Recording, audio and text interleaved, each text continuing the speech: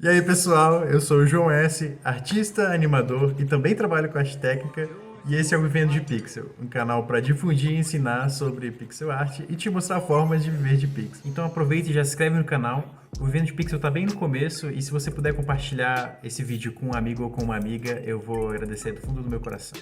Nesse vídeo a gente vai tentar entender melhor o que é pixel art e como ela foi se desenvolvendo ao longo da história junto dos videogames. E se você não sabe muito bem por onde começar ou não se sente muito motivado, fica até o final que eu vou te dar uma dica que vai fazer toda a diferença para você. Vamos lá, galera. Então, o que é pixel art? Acho que para a gente conseguir entender bem o que é pixel art, a gente precisa conhecer um pouco da história dos videogames. Aqui vai ser um sumário dos pontos que a gente vai abordar nesse vídeo, e a gente vai começar pela essa breve história dos videogames. Vamos falar um pouco dos estilos de pixel art, e eu também vou passar umas referências bem legais para vocês no final do vídeo. Começando então pela história, a gente começa pelo Atari 2600. E para quem conhece um pouco da história dos videogames, dos consoles, vocês sabem que o Atari 2600 ele faz parte da segunda geração dos consoles caseiros, né? E por que a gente está começando pelo Atari 2600? Porque os consoles antes do Atari 2600 ou da primeira geração, eles não lidavam com sprites, né? Eles lidavam com pixels desenhados na tela através de programação de código, linhas de código. Então, assim, a gente não conseguia lidar muito bem com imagem. Acaba que não é muito relevante para a gente falar do pixel art nesses consoles. Então a gente vai começar pelo Atari 2600. O Atari 2600 foi lançado em 1977 e ele era um console de 8 bits, tinha um processador de 8 bits. Ele tinha uma saída de vídeo para resolução na tela da TV de 160 por 192 pixels. E assim, essa resolução ela não aumentou tanto para as gerações seguintes. Vocês vão perceber daqui a pouco. E o Atari ele conseguia renderizar entre 128 a 104 cores, né, diferentes na tela. Só que ele tinha um problema que ele não tinha um chipset, um chip de vídeo, né? Então ele não tinha um processamento de vídeo dedicado.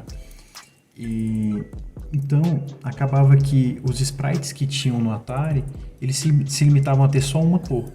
E para quem conhece sabe que alguns na tela tinham sprites com mais de uma cor, mas o que acontece? Essas cores elas eram colocadas no sprite através de código. Então assim era muito difícil trabalhar uma arte dedicada assim no Atari 2600. Se vocês procurarem para assistir os vídeos, vocês vão perceber que boa parte dos jogos tem uma arte que ela parece ser meio feia, meio tosca. E isso é devido dele não ter um processador de vídeo dentro do console. Vou mostrar aqui para vocês um exemplo do Pitfall.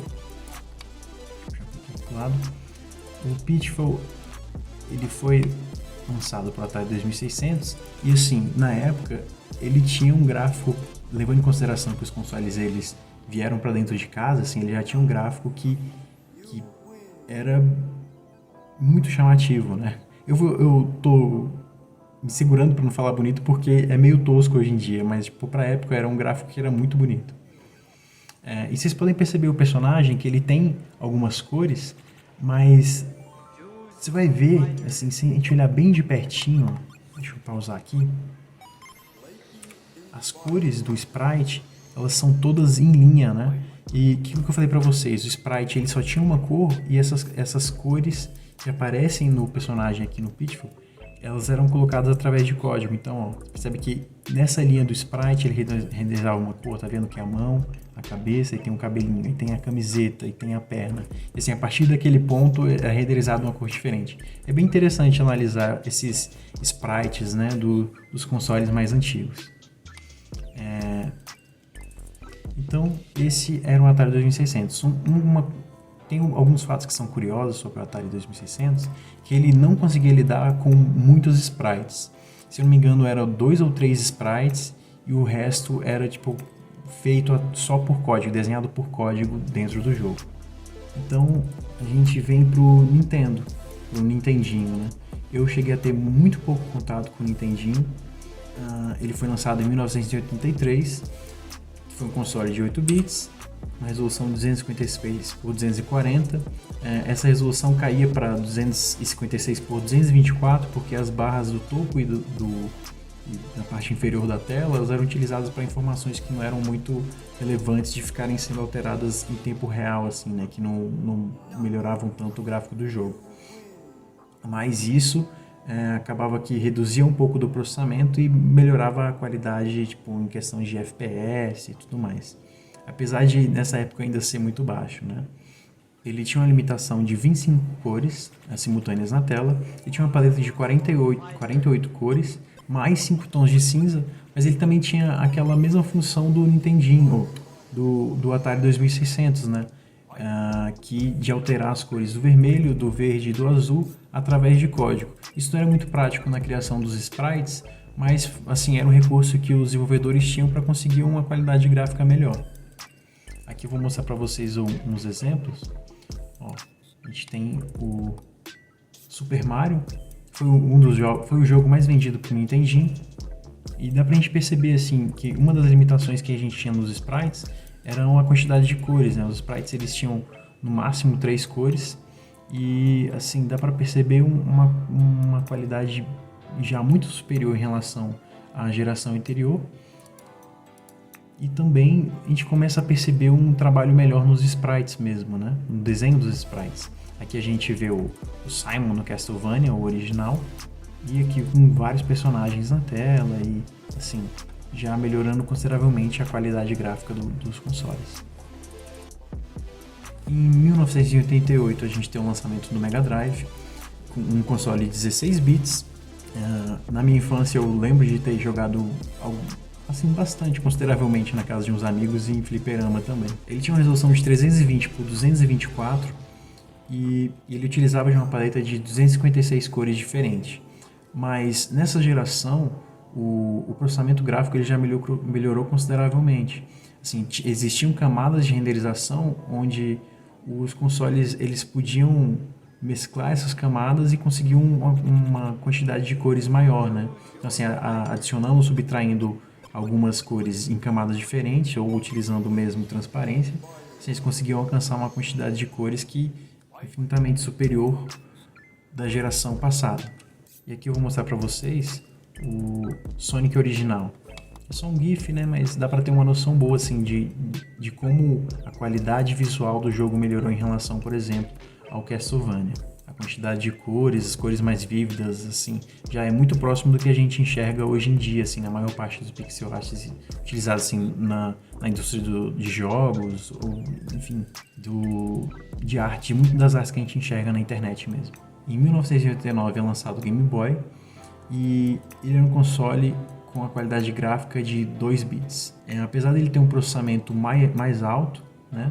Ele não conseguia renderizar muitas cores na tela. Ele tinha uma resolução de 160 por 144 e, como eu falei, ele só renderizava 4 cores diferentes. Na verdade, nem eram 4 cores, né? Eram só 4 tons de cinza. Então, assim, se a gente pega um jogo do Game Boy aqui, vou abrir aqui, gente, esse aqui é o Pokémon Red, que foi o jogo mais vendido pro Game Boy. E a gente consegue perceber que são pixels pretos, cinza, e assim, são uma tonalidade baixa, mas que a gente já consegue enxergar a mesma coisa, assim. Essa limitação da quantidade de tons de preto, ela fez com que os artistas conseguissem resultados diferentes dos consoles que tinham um processamento gráfico melhor, mas ainda assim era muito satisfatório. E esse estilo de arte ainda é muito feito hoje em dia, e muito apreciado também. E em 1990, a Nintendo lança o Super Nintendo, ou Super Famicom, né? Ele foi um console de 16 bits, assim como o Mega Drive. Ele tinha uma resolução um pouco mais baixa que o Mega Drive, 256 por 224. Ele, como eu falei, mesmo processamento do Mega Drive, eles tinham chips diferentes de processamento gráfico, mas a capacidade era a mesma, né? Era a limitação da época mesmo. 256 cores, mas trabalhava com várias camadas de renderização, então conseguia fazer a mesclagem dessas camadas e alcançar uma qualidade gráfica muito superior a qualquer console anterior a essa geração, né? E a gente chega em meados de 1990, tem um console portátil que é lançado no mercado de 1 bit. Ele tinha uma resolução de 10 por 20 e só tinha uma cor na tela. talvez você assim, esteja falando, caraca, mas que console é esse? Mas provavelmente você já jogou num desse, ou deve ter visto em um camelô por aí. Esse é o Brick Game, né? Aqui no Brasil acho que ele era muito conhecido por 1001 jogos, alguma coisa assim, que era sempre um joguinho de corrida, um joguinho de corrida de Fórmula 1, tinha corrida de barco e tinha, enfim, um monte de jogos nada a ver, assim. Era legal que tinha o Tetris, né? E apesar dele ter uma resolução bem diferente, assim ele tem essa resolução de porque ele lidava com essas informações, né? De mostrar que esse pixel, esse ponto aparece, esse ponto não. Mas ele não tinha aquele aspecto de pixel mesmo, né? Coloquei aqui mais a título de curiosidade mesmo, né? Mas o funcionamento dele é como se fosse de um console de 1 bit, né? A arte seria de 1 bit. Então, aqui a gente já entendeu bem um pouco dessa história, né? De como a pixel art evoluiu nas gerações, né? Através das gerações de console. Aqui eu podia falar também do PlayStation, do Dreamcast, de vários outros consoles que também tiveram muitos jogos em pixel art, mas acaba fugindo do propósito. Por quê? Porque esses jogos, apesar de ter uma resolução maior na tela, a resolução dos pixels ela se manteve ao que era proporcional nesses consoles que a gente mencionou aqui. Então acaba que não faz muita diferença. Mesma coisa hoje em dia, assim, a gente tem um computador que renderiza 4.000 por 4.000 pixels na tela, mas isso não faz muita diferença pro que seria o pixel art, né? Levando em consideração que o pixel art é a manipulação individual dos pixels, ou assim, minimamente em pequenos grupos de pixels, isso acaba sendo inviável trabalhar com pixel art em uma resolução tão alta. Então o que a gente faz hoje? A gente pega uma resolução dessas que são as mais antigas e faz o pixel art e projeta numa resolução mais alta. Assim, isso faz com que a gente consiga enxergar melhor as bordas dos pixels e tudo mais. O que não era possível quando a gente jogava o jogo no Super Nintendo no Mega Drive, né? Quem jogou lembra que a qualidade de transferência para as TVs ela era baixa, tinha filtro, enfim, que mostrava aquela arte pra gente de uma forma. E os consoles hoje em dia, o pixel art que é feito hoje em dia, ela é feita para mostrar o pixel, para mostrar o pixel art. Então acaba que não é tão relevante pra gente falar desses specs, né, dos consoles modernos ou dos computadores, enfim. A gente já pode passar aqui pro próximo ponto, que seriam esses estilos. Eu coloquei aqui esses estilos com interrogação e exclamação, porque acaba que eles não são tão estilos assim. Vou começar aqui com 1 bit. O que são os jogos de 1 bit? São jogos que eles só trabalham com preto e branco, né? Ou tem ou não tem, o 0 ou 1. Então, existem... Hoje em dia, acaba que muitos pixel artistas trabalham fazem pixel art de 1 bit, mas esse 1 bit ele serve mais para dar suporte ao pixel art, ou, enfim, né? Acaba que para a gente entender o que é um pixel art de 1 bit, ele é isso, é só o posicionamento de pixel onde tem e onde não tem, né? Trazendo essa forma e mostrando a arte de maneira bem simples. Aqui eu fiz um exemplo, um autorretrato meu, que seria em 1 bit, né? Eu só usei o preto aqui e o branco, né? Ou a ausência ou a permanência de uma cor. Vou mostrar para vocês aqui, tem um jogo moderno que ele tem boa parte dos seus assets são feitos em arte de 1 bit. Apesar dele trabalhar com algumas cores, né, ele trabalha com 2 cores, a gente enxerga aí que além do branco e do preto ele está com o vermelho, mas os assets eles são feitos para funcionarem em 1 bit, né? A gente pega os assets do cenário, o tileset do cenário, eles são feitos só com pixel art 1 bit. Aí acaba que foi preciso colocar mais uma cor para poder funcionar, né? Enfim, a parte mais psicológica mesmo, que o jogador ele precisa interpretar o que ele está vendo ali para poder reagir, né? No caso ali, o que o jogador consegue interagir tem uma cor, que é o vermelho, mas a arte ela é feita com preto e branco, né? Esse é o Downwell. Ele está disponível para, se não me engano, ele está em todos os consoles e também você pode baixar ele no mobile. Eu recomendo que é um jogo bem legalzinho assim para você e chegar ao que é possível de ser feito com uma resolução de pixel bem baixa, mas mesmo assim muito satisfatória. Assim, o jogo ele é muito interessante porque ele consegue fazer muita coisa com muito pouco. E é legal também que tem uns modos de cor que você consegue ir liberando jogando o jogo, que ele simula essas outras variações, né? Se eu não me engano, tem o modo de 2-bit, que ele tem os tons de assim da paleta que era do Game Boy, que é meio esverdeado assim, né? É bem legal, recomendo para vocês jogarem o Downwell. Tá, então o pixel art 1-bit é o pixel art que ele se limita a usar só o branco e o preto. Tá, 2 bits. O que são os pixel arts de 2 bits? Os 2 bits eles têm somente uma cor e 4 tonalidades, né? Originalmente era só os tons de cinza mesmo, mas hoje em dia muitos artistas utilizam tons diferentes para poder fazer esse pixel art e fica bem maneiro assim. Que quando a pessoa faz só com 4 tons de uma só cor, fica bem claro que aquilo ali é 2 bits. 8 bits. Então, o que se encaixa 8 bits? 25 cores simultâneas na tela e 3 cores para o sprite, né? Tem uma pequena variação, assim, depende muito da técnica de trabalho do artista, mas é aquilo, quando você bate o olho e você sabe que ele tem menos de 30, um pouco mais de 30, assim, mais abaixo de 35 cores, fica bem nítido que aquilo ali é 8 bits. E vocês vão perceber que tem vários jogos hoje em dia que utilizam essa estética, o Shovel Knight, tem o Odalus, tem o Oniken. O Odalus e o Oniken são desenvolvidos por um estúdio brasileiro, é bem legal, eu recomendo vocês darem uma olhada. Mas é isso assim, porque essa limitação de cores, de quantidade de cores por sprite, ela deixa bem óbvio. Então, assim, você bate o olho e você sabe que aquilo é 8 bits. E aqui eu coloquei o exemplo dos sprites do Mario, né, do Mario World, o original.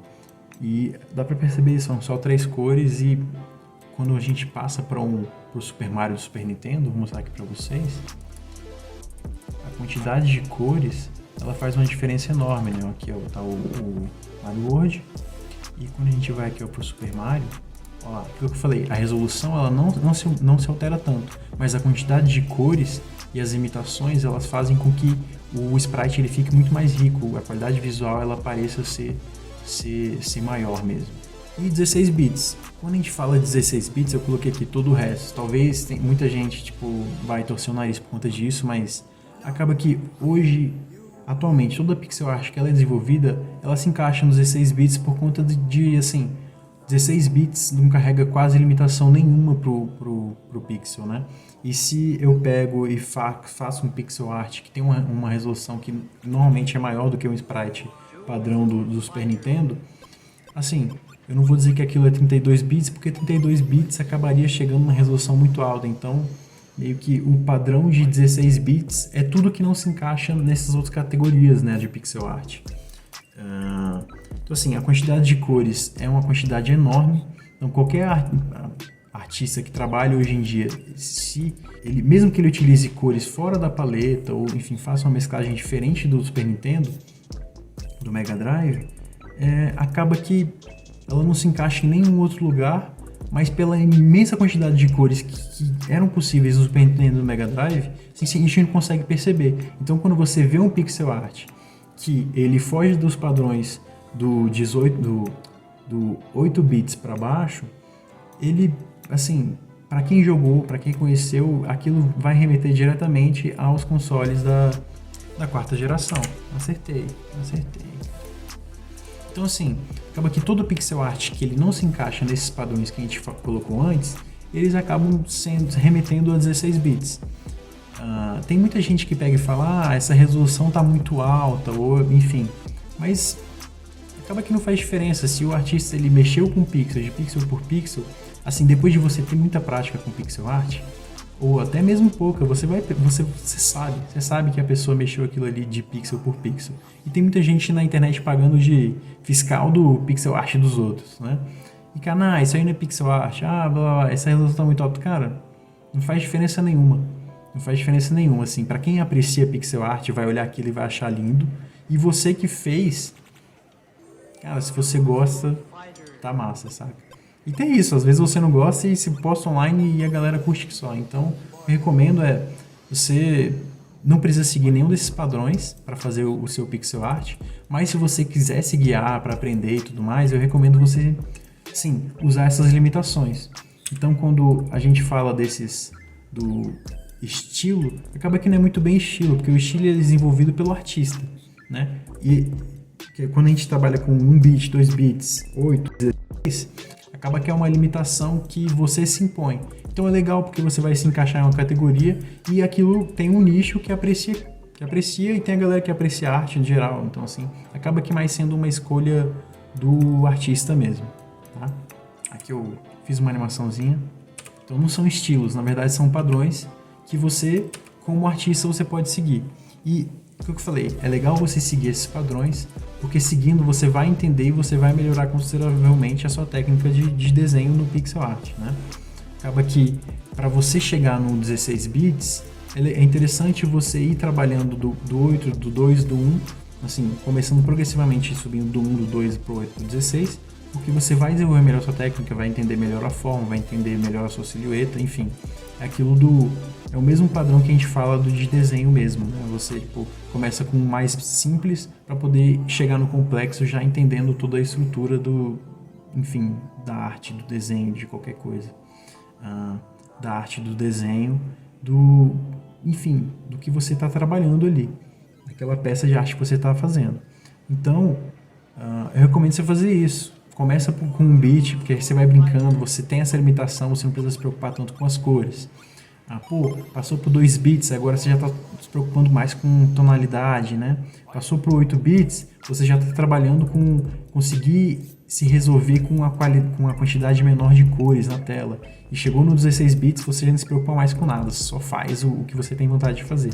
Então assim, é legal, se você quer seguir, segue. Se você não quer seguir, foda-se, né? Faz o que você gosta de fazer mesmo, assim. Então, vou passar para o próximo slide aqui. Sumário. Eu falei um pouco da breve história, que eram os estilos, que na verdade não são estilos, são padrões que você pode seguir.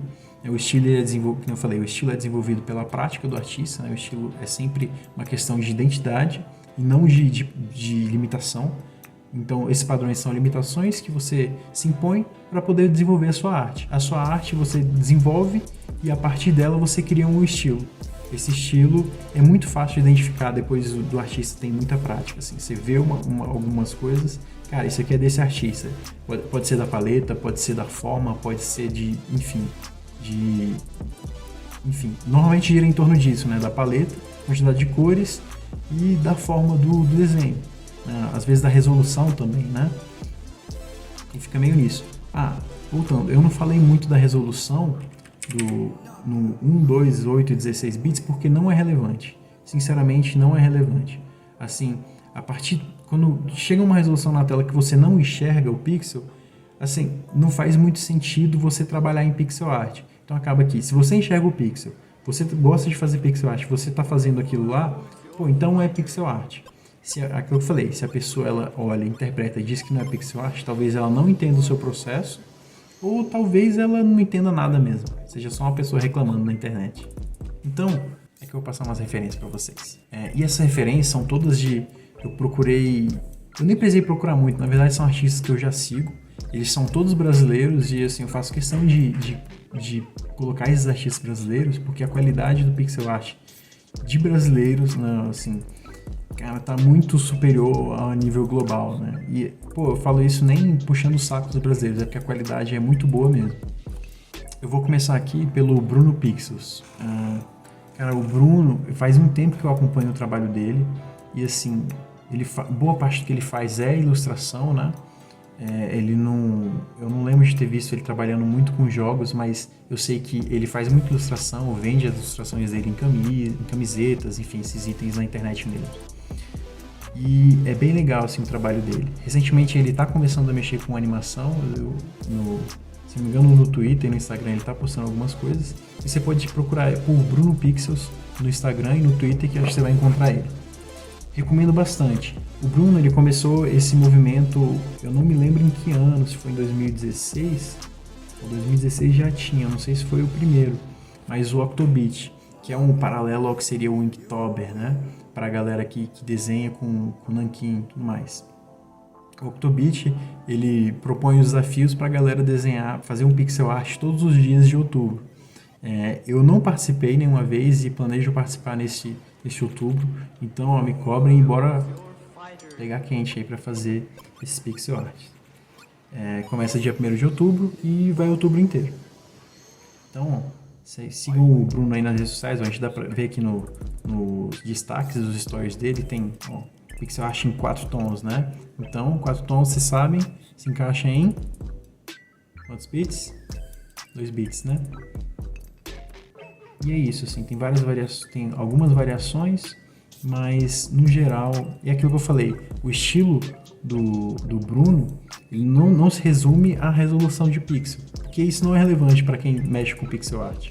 Isso acaba sendo relevante quando você vai trabalhar com desenvolvimento ou alguma coisa do tipo. Mas, assim, a gente consegue enxergar bem a identidade no trabalho dele relacionada à paleta de cores.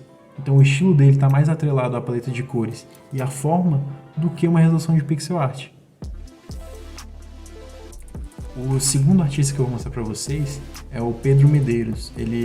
O render dele nas redes sociais é Saint11, né? Saint11. E assim, o Pedro, ele trabalhou em diversos projetos que provavelmente vocês conhecem. Assim, eu falei diversos, mas é porque os projetos eles são muito populares. Ele trabalhou no Towerfall Ascension, né, que é a sequência, e também trabalhou no Celeste. O Celeste é considerado um dos melhores jogos da década, quiçá de todos os tempos. Então, assim, e o pixel art, ele tem uma identidade que é muito próxima do Towerfall. E uma parada muito massa do Pedro também, que já faz vários anos que ele tem esse trabalho de fazer tutoriais em pixel art. Assim, quando eu comecei, e ainda hoje eu ainda busco muita referência nesses tutoriais dele, né? Ele posta periodicamente, o último tutorial que ele postou foi esse de arte de 1 bit, até dei uma conferida para melhorar a qualidade do vídeo. E uma coisa interessante é que ele posta esses tutoriais pra galera no Patreon, né? Tem, assim, se você quiser ajudar, quiser incentivar para ele poder fazer mais esse conteúdo, você pode procurar o Patreon dele, né? É só ir lá no Patreon e colocar Saint11, mesma coisa. E, assim, eu recomendo muito, muito, muito, muito. Tem muita coisa maneira nos tutoriais dele e, assim, é um ótimo manual para você seguir para aprender pixel art, desenvolver sua técnica e, enfim, melhorar consideravelmente, mesmo que você já se considere um artista em pixel art. Assim, olhando os tutoriais do Pedro, você vai perceber que sempre tem alguma coisinha para aprender, saca? Porque ele é bem minucioso, mostra muitas coisas, os tutoriais são todos assim animados. Isso é uma parada muito massa. Ele mantém um formato padrão e todos eles seguem esse formato. E, tipo, a identidade também dos tutoriais é bem característica. Então eu recomendo, se você tem interesse em se aprofundar em pixel art, procurar o Pedro e ficar de olho nesses tutoriais que ele posta. Assim, já tem uma infinidade, como eu falei, já tem uma infinidade de tutoriais online e é um ótimo, assim, esses tutoriais dele são ótimos pontos de partida para começar assim a trabalhar com pixel art. Se você não só trabalhar, mas também para desenvolver a técnica, assim, se você é um entusiasta, se você gosta de pixel art, se você é artista, quer começar a fazer isso, recomendo dar uma olhada no trabalho dele. Então, Saint11, só procurar. No Instagram tem, eu acho que não posta tanta coisa no Instagram, no Twitter ele posta bastante coisa e é isso aí. O próximo artista que eu vou mostrar para vocês é o Dino, o Eric. O Dino, ele desenvolveu esse joguinho aqui que é o Dino Adventure, já foi lançado na Steam, Google Play, Switch, em todo canto ele tá lançando. Ele já lançou alguns outros jogos também mais curtinhos, assim, com menos conteúdo, mas o Dininho é bem legal. Assim, meio estilo Mario, misturando com alguns outros elementos. E o joguinho é bem simples, bem family friendly, eu recomendo. E uma parada massa é que o Dino, ele desenvolveu o Dino Adventure sozinho, né? Assim, teve ajuda para desenvolver alguns assets de sonoros e tudo mais, mas ele fez todo o jogo sozinho. E é legal, por quê? Porque todo o desenvolvimento do Dininho ele fez na Twitch, transmissão ao vivo. Eu não sei se foi tudo, mas assim, por parte do desenvolvimento ele fez em transmissão. Então, se você quer aprender pixel art e também já meio que aprender atrelado ao game dev, eu recomendo você ficar de olho no trabalho do Dino nas redes sociais, principalmente no Twitter e na Twitch. Beleza? O render do Dino é meio complicado, deixa eu ver aqui agora. Dino Bunoid. É isso aí. De qualquer forma, eu vou colocar os links para o trabalho desses artistas na descrição do vídeo. Então não se preocupa tanto em anotar aqui agora não.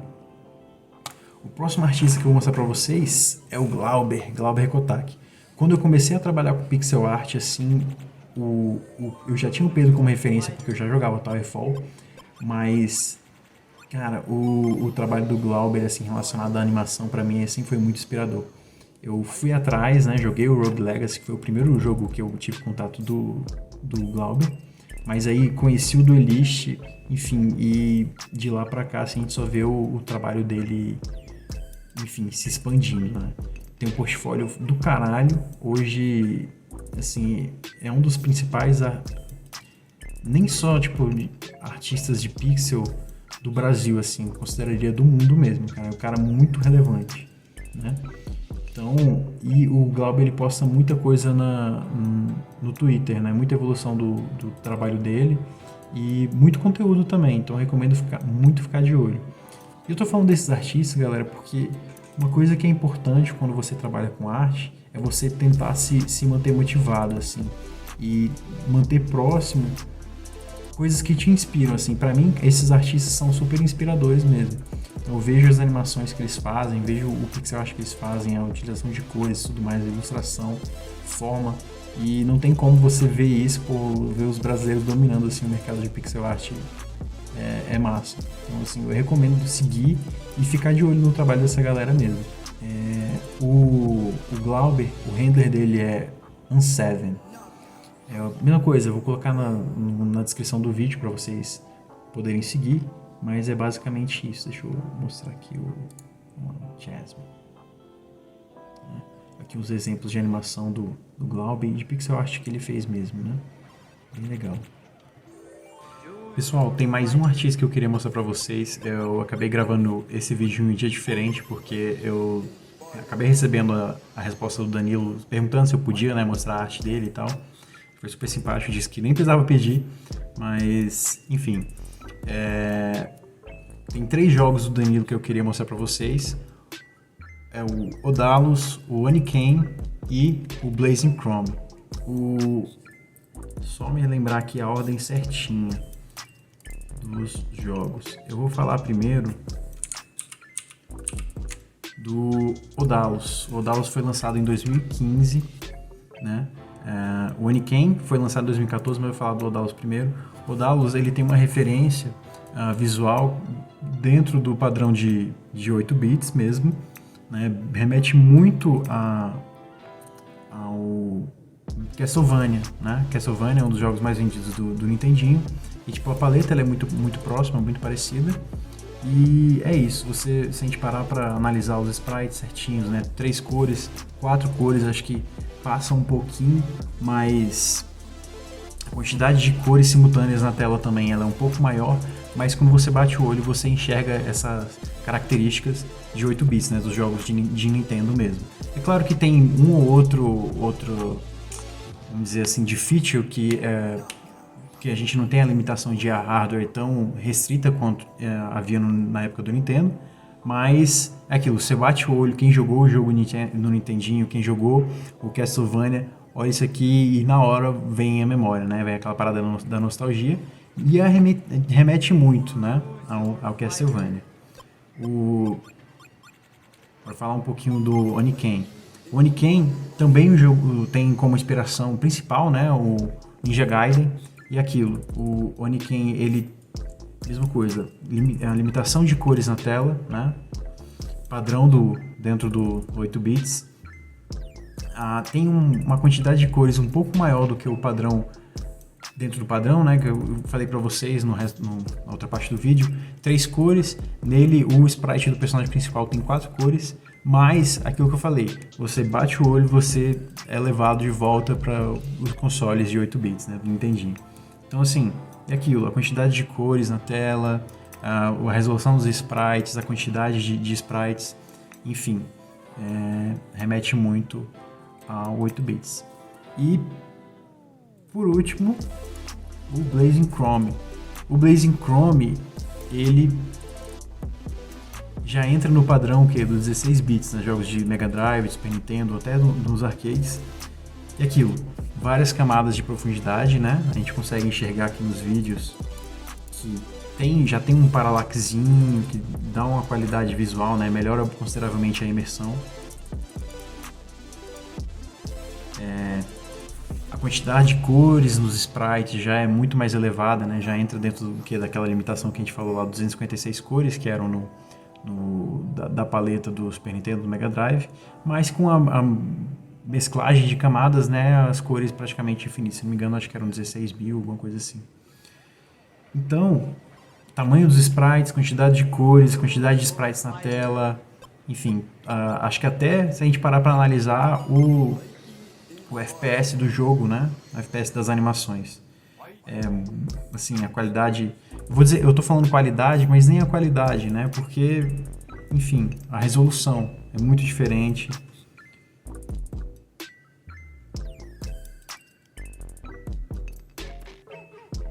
É isso. O Blazing Chrome, né, se encaixa dentro do padrão de 16 bits, sprites com muitas cores, vários planos de fundo, parallax, já tem as camadas de renderização, muitos sprites na tela e é aquilo, né? Quem jogou, nem eu falei, mesma coisa, quem jogou Contra, bate o olho aqui e já é levado de volta para a era lá de passar a tarde inteira jogando Contra no Super Nintendo, no Mega Drive. É isso, galera. E se você gostou do trabalho do Danilo, você pode procurar por Joy Masher, né, que é a desenvolvedora em que ele trabalha, aqui no Twitter principalmente, mas tem o site deles, joymasher.com. Eu vou colocar os links na descrição desse vídeo. E também você pode seguir o Danilo mesmo no Twitter. O handler dele é @danilo_noites. É isso aí, beleza? Um outro artista que eu queria mostrar para vocês é o Midio. O Midio, ele trabalhou em projetos bem relevantes assim dentro da indústria. Eu digo relevantes porque são projetos que têm um alcance bem grande, assim, que provavelmente você já ouviu falar, que são tipo de franquias que tem muita relevância dentro do mercado mesmo, né? Um dos jogos é o Cadence of Hyrule, que foi feito, é como se fosse eu vou falar remake, mas um remake não é muito bem a palavra. É tipo uma adaptação do Crypt of the Necrodancer, aquela mecânica de exploração da dungeon, baseada em ritmo, só que com a temática do Zelda, né? Do The Legend of Zelda. Então, é bem maneiro mesmo. Outro projeto que ele trabalhou, que é muito relevante, é o Sonic Mania, né? Que foi o primeiro Sonic... eu tô falando primeiro Sonic porque pra mim é meio que, tipo, o Sonic que realmente, tipo, é próximo lá do Sonic 3, Sonic 3 Knuckles, Sonic Knuckles, Sonic 2. Então, assim, tipo, pra mim tem um aspecto emocional muito envolvido, assim, que eu acho muito massa. Trabalhei algumas ilustrações pra revista, né? Como é que é? Profound Waste of Time, umas ilustrações pra revista. E também trabalhou em outros projetos. Tem esse Pathway, tem, acho que um projeto pequeno que é esse Look at the Stars, mas que nem tem aqui no portfólio dele. Mas enfim, em cada um desses projetos, tipo, ele trabalha principalmente com arte de background, né, com tiles, trabalhando o tile set para poder, enfim, montagem de cenários. Ele também trabalha com personagem, mas parece que o foco do trabalho dele mesmo é a parte de BG. Acho que deve ser nisso que ele encontra assim a motivação para trabalhar. E é muito massa. O Cadence of Hyrule, eu vou mostrar aqui para vocês. Assim, a referência nítida, né, ao Link to the Past, quem jogou consegue enxergar muita coisa assim, tipo, de referência massa.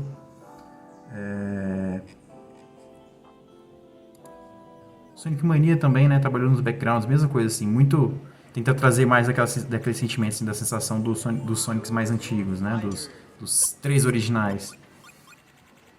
Que é muito maneiro. E uma coisa legal do Midio é que, tipo, ele trabalha nesses projetos como freelancer, né? Então, assim, tô chutando, né? Mas eu acredito que seja freelancer pela forma como ele se apresenta nas redes sociais. E, tipo, ele trabalha nesses projetos que são muito relevantes no sentido de, tipo, serem, eu falei relevante, mas é uma forma meio estranha de dizer isso. Mas, tipo, eu trabalho nesses projetos que são de empresas grandes, tipo, consolidadas na indústria. Tipo, ele não pode ficar mostrando muito o trabalho antes do jogo ser lançado, né? Porque seria, tipo, entrega de segredo industrial, né? Provavelmente ele tem que assinar, provavelmente não, certeza que ele tem que assinar os NDAs para poder trabalhar nesses projetos. E ele não pode ficar falando que ele está trabalhando nos projetos. Aí, tipo, eventualmente ele pega e posta um monte de coisa, assim, dos projetos que ele trabalhou e, tipo, pô, o projeto foi lançado, agora ele pode lançar. Ele pode mostrar, no que ele tá trabalhando.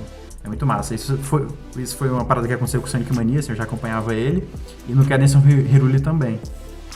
Muito massa. E é isso, assim, é legal saber de um artista brasileiro, assim, não tão distante da nossa realidade, que, tipo, trabalha em projetos, tipo, de empresas super consolidadas no mercado, né?